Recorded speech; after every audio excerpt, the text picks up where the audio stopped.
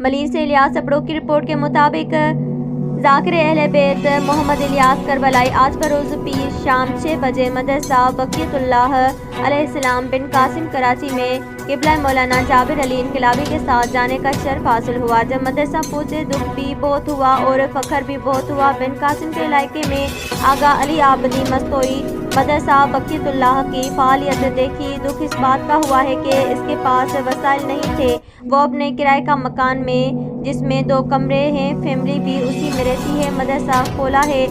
کثیر تعداد میں طالبات اور طلباء کو دیکھ کر بہت خوشی ہوئی کہ آغا بنا کسی لالچ کے اتنی محنت کرتے ہوئے چہرے پہ مسکراہٹ کہ میں اپنے خدا اور امام زمانہ علیہ السلام کے لیے کام کر رہا ہوں۔ مدرسہ کے طالبات کا امتحان قبلہ مولانا جابر علی انقلابی نے لیا اور آغا علی آبدی سے تفصیلی بات چیت ہوئی اور طلباء کو درس اخلاق دیتے ہوئے قبلہ جابر علی انقلابی نے فرمایا کہ محنت کریں، اپنے استادوں کا احترام کریں، آپ امام کے سپاہی بن رہے ہیں۔